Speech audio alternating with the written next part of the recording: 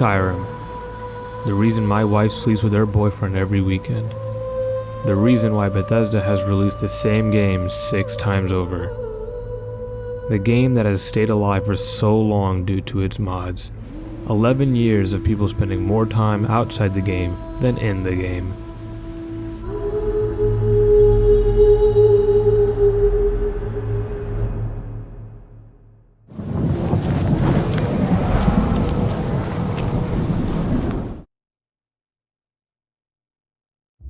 "11 years of mods. Sometimes it's even hard to recognize the game anymore. But one thing that hadn't changed is that through these years, these NPCs have just stood there, menacingly, while we're talking to them.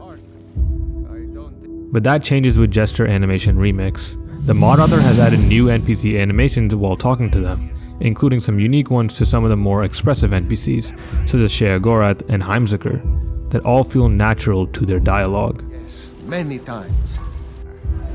And if you're just looking to feel good, go get some spiced wine from Yvette. But what...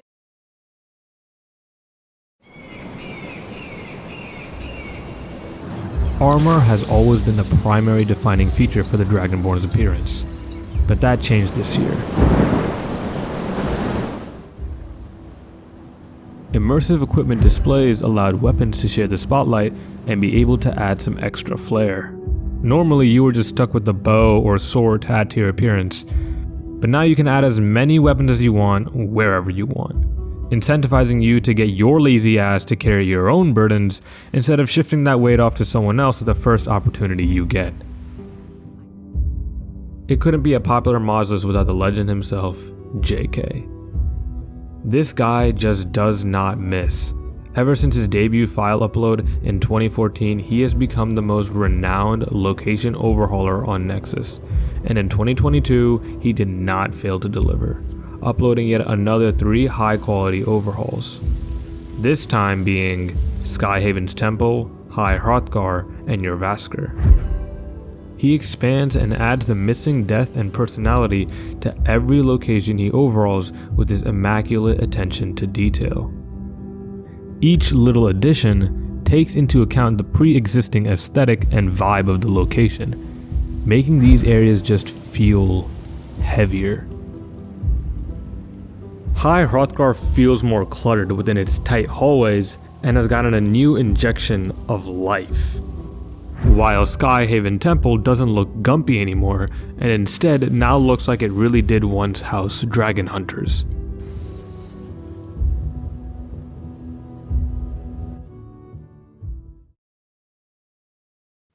Somehow everyone in Skyrim thought of the exact same lock.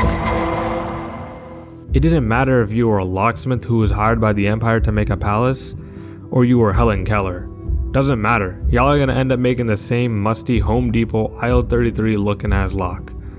Security overall completely changes that in a lore friendly way, changing the appearance of locks in different regions.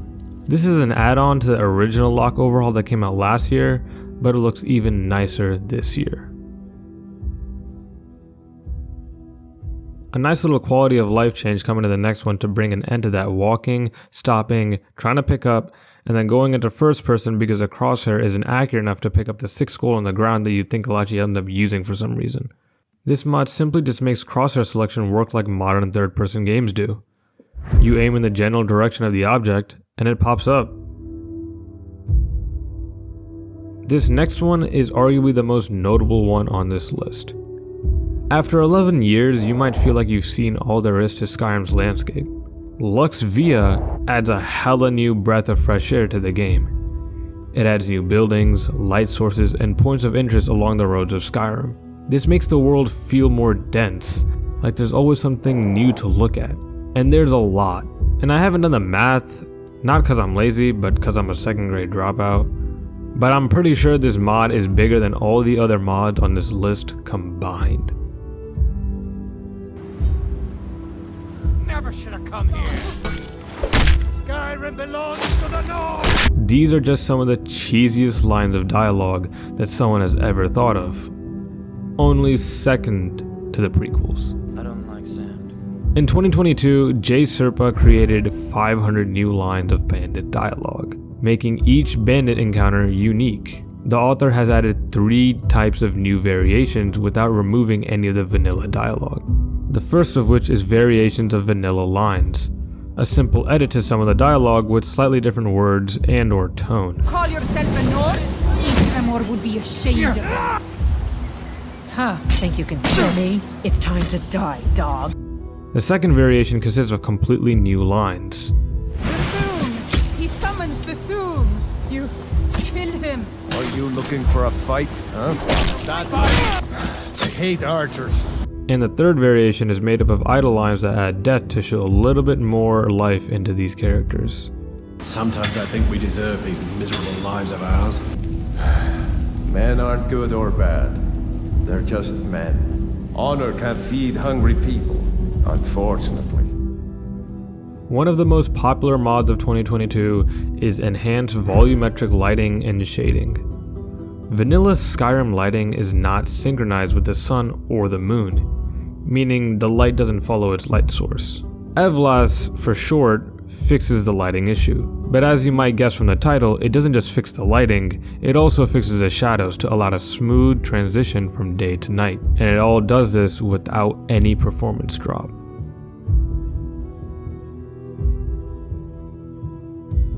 Blacksmiths. Oh my... Bruh. Y'all are useless. Well, besides the times I can sell my 126 iron daggers when I'm trying to get my blacksmithing up. Everyone claims Yorlin is the GOAT, yet I outdo his skill in like maybe 3 hours of gameplay. And don't even get me started on self-proclaimed enchanters. You'd keep us in touch with the... I'm sure you can figure it out on your own. These dudes just walk up to the table every now and then, stare at it, overprice their soul gems, and call it a day. At least the blacksmiths make it look like they're contributing to something. You're not fooling anyone. There's absolutely zero work being done there, you lazy bastard. Hone Metal gives blacksmiths and enchanters an immersive use. Drop your order off, tell them to make themselves useful, and then come back a day or 2 later. Blacksmiths can now temper or craft weapons, and those lazy asses in their castles can now enchant weapons for you.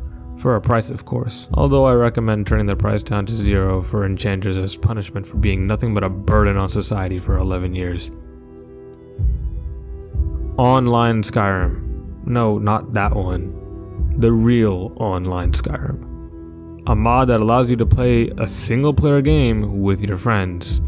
That is if you have them. Skyrim Together has been in the works for a brick. It got released on Nexus this year, and what seemed impossible is now quite possible. I mean, sure, it's got some issues, but that only adds to the experience. Whether that be playing throughout the story, shouting friends off of cliffs, or just straight booling. Skyrim Together has to be one of the most, if not the most, revolutionary mods of all time.